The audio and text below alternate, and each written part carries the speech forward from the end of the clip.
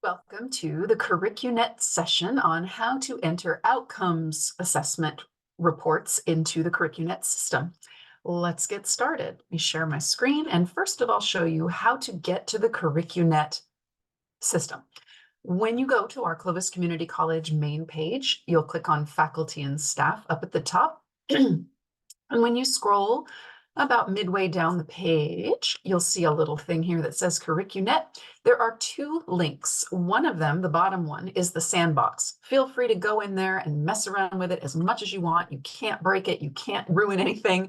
But if you wanted to actually officially enter some of your data or assessments, right here in CurricuNet Meta is where you go. Now, even if you do make a tremendous mistake while you're messing around in the meta system, the outcomes coordinator can always fix it for you. So no worries there. Just send them a little note and let them know.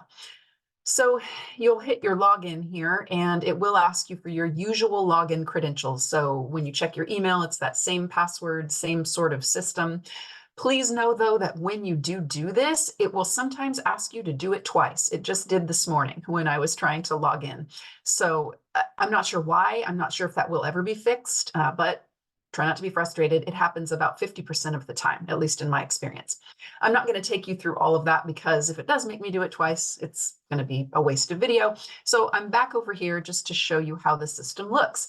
Once you do get into it, you'll be taken to a page that has, by default, any proposals that you have placed into the system already by using this button that says Create Proposal. So assuming you've never done anything in the CurricuNet system before, you should see nothing right here. However, if you have recently modified a course, if you've recently done a portion of an assessment reflection, but you haven't finished it yet and therefore haven't launched it, all the things you're still working on are right here on this front page. It doesn't really matter what's there though. If we're starting a new proposal, everything we do here is over here on the Create Proposal side. So we will do that. The first thing that you'll do, I'm going to shrink my box here because I don't think you're going to be able to see everything. The first thing you're going to do is select the type of proposal. Again, you do everything within our curriculum committee through this CurricuNet system. So you're going to see all the other things that we do. But at the very bottom, you have the SLO or SUO assessments. SLO are for all of our instructional student learning outcomes. SUO are for all of our service units, student support services that also assess outcomes. For today, I'll simply select SLO. I'll be using some of my class stuff as an example. Now, you can see when I click this button for division, I have access to all of them because I have the God key for CurricuNet. You, however, will likely only see the divisions or the areas that you are part of. If you are a service unit, if you have more than one option, you should select non-instructional. If you are an instructional unit, however, you should select the division that relates directly to you. For me, that's humanities. In the department, again, if you are a service unit, you will select student services. It's not here right now because I've selected humanities. If I were to select non-instructional, you would see that. If you're an instructional unit, simply select the department you are part of. They should be named after our departments we have here on this campus. And as far as module title, it's up to you. It depends on what you are putting into this system. In communication, we report on all of the outcomes for one class from all the teachers. So I collect all the data, for example, for communication 4.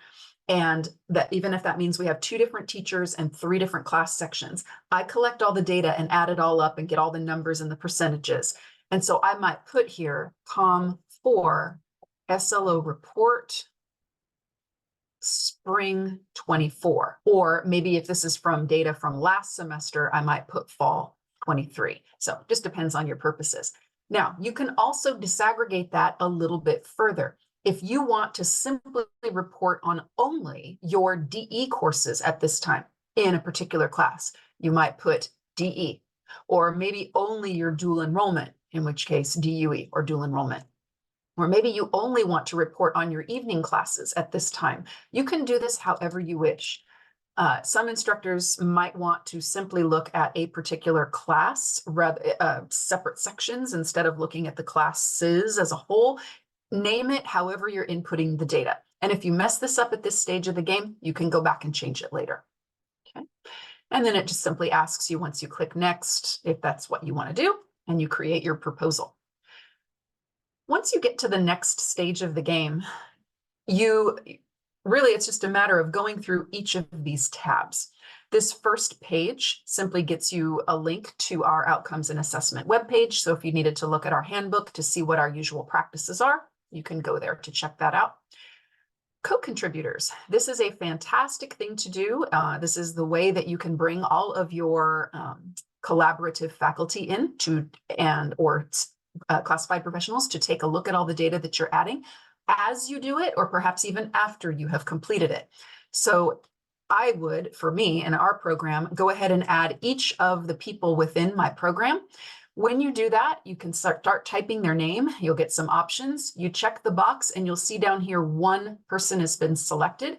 Don't click save quite yet, because it's going to remember that I've clicked on Stephanie Briones. And when I start typing Christina Wells, you'll see that it says 2. So it's remembering each of these folks as I start typing them. You don't need to worry about saving it each time. And once you've added each person that you want to be able to see and collaborate with on the report, you can click save down here at the bottom. Now, if you forget to click save, and not all of these pages will have save, by the way, if you forget and start to go to the next one, it does prompt you. So keep that in mind.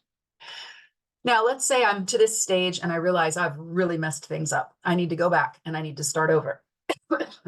You can click delete draft up here, and everything you've done so far will simply be erased from the system. If you click launch, that's what will send it to me or to the current outcomes coordinator. Right now, you'll see I can't click that yet because there's really been nothing of value that's been placed into this report. But here's where the good stuff happens, is on this cover page. You can perhaps change the name of your report here. But the first thing you're going to do is select your subject. If you're a service unit, you're going to see your service units listed here. Choose course. I don't believe you even see this if you're part of a service unit, but it should be pretty self-explanatory when you're clicking through these options. When you get down to course version, for those of you who are instructional units, it will say existing for most of you. But as we start building courses into the system, you're going to start seeing several versions, historical versions you had from several years back. You will see active versions that you have since updated since before that last version. You'll perhaps also even see, as you see here, courses that you currently have in review in the curriculum committee. It just depends. When you took this data, which course were you using? So for us, it would have been the existing one. And then here is your opportunity to show what courses here you're putting into the system.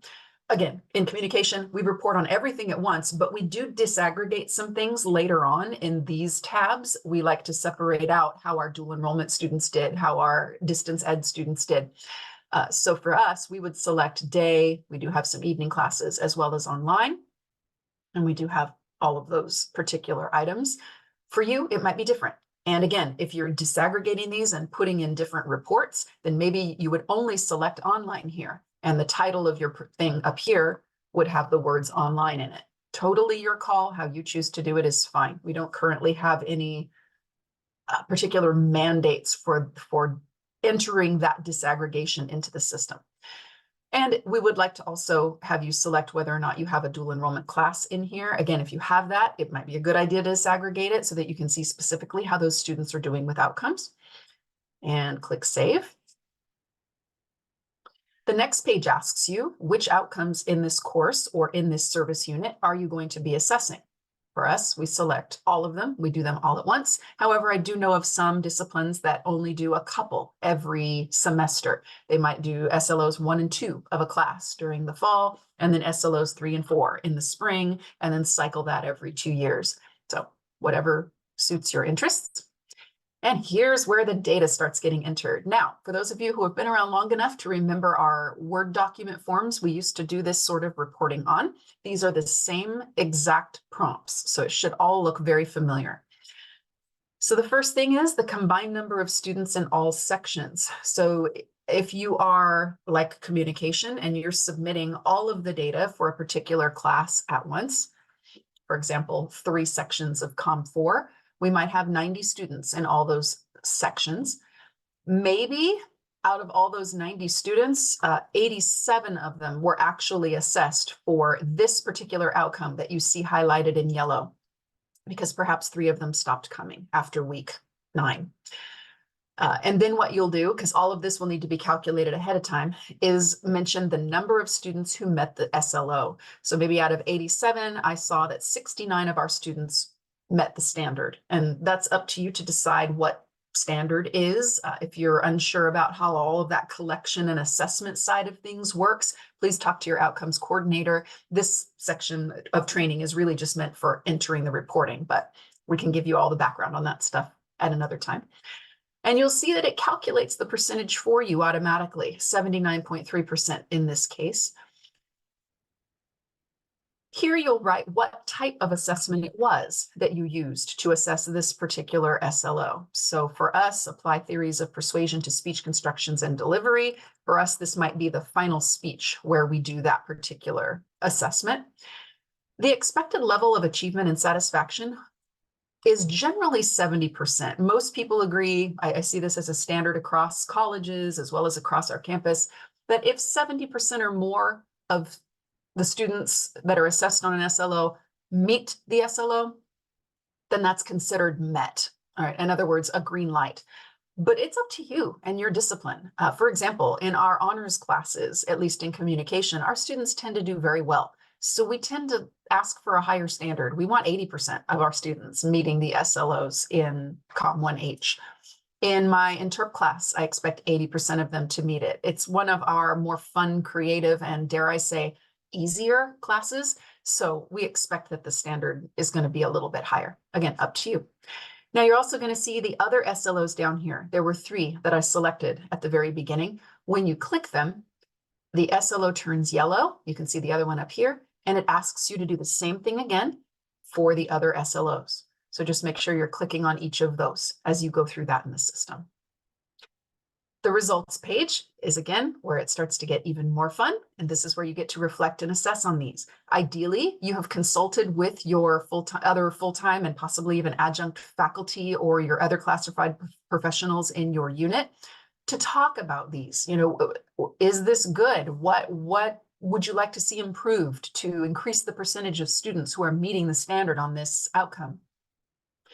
Or you can do like we do in communication, enter the data, and then let your colleagues know that it's ready to view. Just don't launch it yet. Then they can go in, add their input. And once everyone's had a chance to discuss and collaborate, then you can go ahead and click launch. However you and your program want to do it, that's completely your call. So we can say here that, you know, 79% is considered acceptable. Students tend to do well on this assignment, or whatever applies. This is up to you to discuss again with your colleagues. Maybe you're not happy with 79%. Maybe not enough students did the assessment. Maybe they all seem to drop out. Here's your chance to discuss all of this stuff. Were the expected levels of achievement generally exceeded, met, or not met, and why? We would say in this case, met. However, we are still looking at ways to increase the percentage. One student at a time, right? Our motto. By the way, if you are wanting to see how, because this is just brief, I'm going through this as a training. If you want to see some ideas as to the things you might say as you fill this reflection report out, feel free to let your outcomes coordinator know. We can kick out an example to you as far as what these prompts kind of sound like when people are fleshing them out. What changes, if any, are needed to increase student success? Oops, I'm in the wrong box.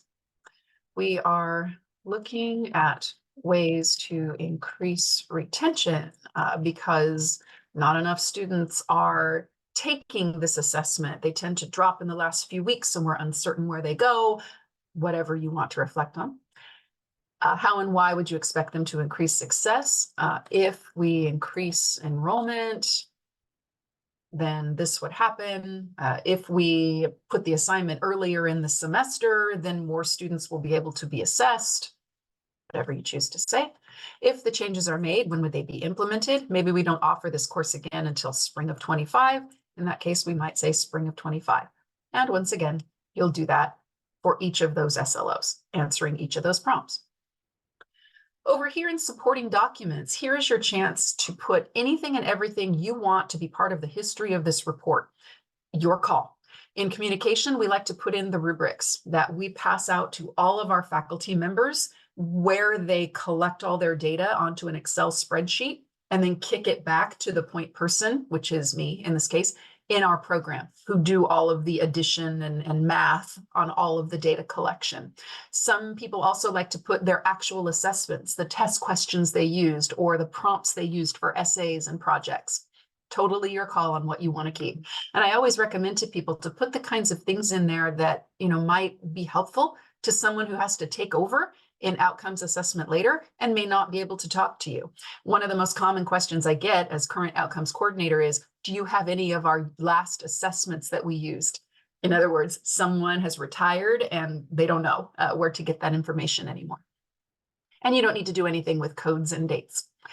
Once you're done, you would click launch once everyone's had a chance to take a look at it. Again, if you want your collaborative peers to take a look at this report, don't click launch yet. If you just sort of leave it alone and go over to your main page again, you should see it in that system right here. Mine is not showing up for some reason. I'd have to figure out why. But when you log back in, you'll see that particular report there. It doesn't go anywhere. So only launch it when you're ready to send it. So that is the quick and hopefully easy version of how to enter reports into CurricuNet. I also have a instructional manual with screenshots that give you written. It's about maybe an 8 to 12 page document that have screenshots of how to input this data as well. Feel free to use this video as well as that to get your work done, and let your outcomes coordinator know if you have any questions.